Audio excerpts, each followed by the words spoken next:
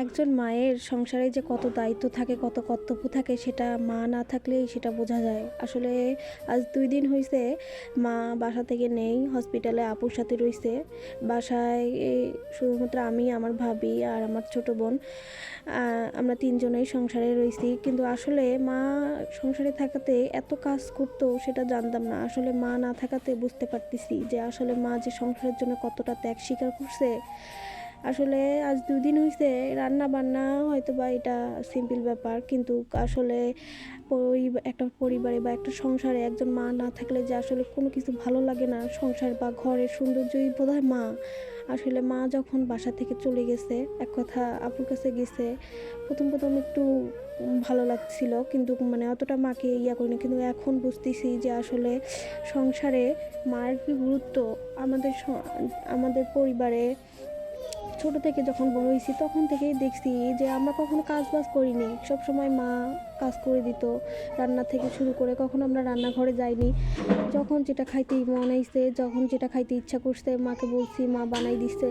যখন যেটা দরকার হয়েছে তখন, কিন্তু অনায়াসে মা কখনো আমাদের কাছে বলেনি যে আমাকে এটা করতে ভালো লাগতেছে না, ওটা করতে ভালো লাগতেছে না। কিন্তু আমাদের এই যে আজকে ২ দিন হয়েছে বাসা রেখে গেছে মার, এই যে আমাদের যেহেতু গ্রামে হাঁস চড়াই, গরু ছাগল এইসব, আমাদের যেহেতু রান্না বান্না ছাড়াও মনে করেন বাড়তি যে কাজগুলো বাসার পিছনে মিস্ত্রি ধরছে, তাদের খাবার দাবার অ্যারেঞ্জ করা, আমি রান্নাবান্না করতেছিলাম, তার সাথে এই যে আমার ভাবিও আমাকে হেল্প করতেছিল। কিন্তু আসলে দুজন মিলেই কাজ করতেছিলাম, কিন্তু কাজ শেষ করে উঠতে পারতেছিলাম না।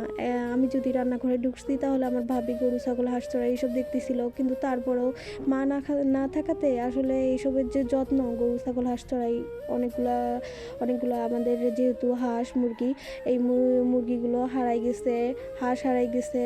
২ দিন থেকে মা না থাকার কারণেই পরিবারে মা থাকাতে যে আমাদের কোনো গরু ছাগল হাঁস মুরগি এইসব হারায়নি, কিন্তু মা না থাকাতেই এইসব হারাইছে। তাছাড়া আমি যে আসছি আমার শ্বশুর বাসা থেকে বাবার বাসা, আসার পর দেখি মা নাই। আসলে কোনো কিছু আমার ভালো লাগতেছে না। আসলে মা যখন থাকতো তখন মার কাছে এটা বানাই চাইতাম, ওটা বানাই চাইতাম। মার কাছে বলতাম যে মা তুমি আমার মাথায় তেল দিয়ে দাও, মাথায় তেল মালিশ করে দাও। কিন্তু আজ এই ২ দিন হয়েছে এটা মা না থাকাতেই বুঝতে পারছি আসলে কখনো যদি এমনটা হয় যে মা নেই, মানুষ তো মরণশীল, যদি কখনো মা না থাকে তাহলে হয়তো বা আমি সহ্য করতে পারবো না। কেননা আসলে প্রতিটা মেয়ের একজন মাকে খুবই প্রয়োজন। একটা মা একটা মেয়েকে সবচাইতে ভালো বুঝে। একজন মার জন্য, একজন সন্তানের জন্য মা যতগুলো ত্যাগ স্বীকার করে হয়তো বা অন্য কেউ সেই ত্যাগ স্বীকার করে না। আসলে আমাদের সংসার যেহেতু বড়, সেই জন্য কাজ করে যেহেতু শেষ পাইতেছি না, আর রান্নাঘর থেকে আমি উঠতে পারতেছিলাম না। সবসময় ভাবতেছিলাম যে মা কখন আসবে, কিন্তু আর আসতে বললেই তো আর মা আসবে না। যেহেতু আব্বু অসুস্থ, ওইখানে ৭ দিন থেকে ৮ দিনের বেশি লাগবে এই হসপিটালে আমাকে আপুর সাথে থাকতে। আর এই ৮ দিন আমাকে আমার ভাবিকে এই সংসার সামলাইতে হবে। আর যেহেতু সংসারে কোথায় কি আছে না আছে সব কিছু মাই জানে। সংসারের চাবি যেটাই হোক, টাকা পয়সা কোথায় রাখছে না রাখছে সব কিছু মা জানে। আর যেহেতু বাবা বাসায় একাই, তাই বাবা যেহেতু যে জিনিস চাচ্ছে সেটা সময় মতো আমি দিতে পারতেছিলাম না। সব সময় মানে মানে নিজেকে মানে অগোছালো লাগতেছিল।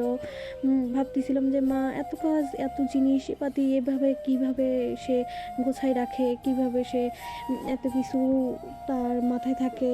আর একটা সংসারের হাল কিভাবে আজকে থেকে না, আজ আমার বাবা মার বিয়ে হয়েছে 40 বছর হইল। এই 40 বছর থেকে কিভাবে সে, আর আমরা এক ভাই বোন না, আমরা 4 ভাই বোন। আর আমাদের 4 ভাই বোনের ছেলে মেয়ে সহ নিম্নপক্ষে আমরা 15 জন। যখন আমাদের ভাই বোনের বাচ্চা সহ আমরা সবাই একসাথে হই, আমাদের বাসায় 15-16 জনের রান্না আমার মা একাই করে। আর আসলে মা ছিল বলেই হয়তো বা আমাদের অস্তিত্ব ছিল, মা ছিল বিধায় আমরা বোধহয় এত বড় হয়েছি। আসলে মা না থাকলে আসলে কখনো আমরা এত দূর যাইতে পারতাম না। মা ছিল বিধায় আসলে আমরা 4 ভাই বোনদের পড়াশোনা করছি। তাছাড়া আমাদের পিছনে যে খাটছে, আমার একটা ছেলে তাই তো আমাকে পাগল করে দেয়, কিন্তু মার মতো কি তা কেউ স্বীকার করে না।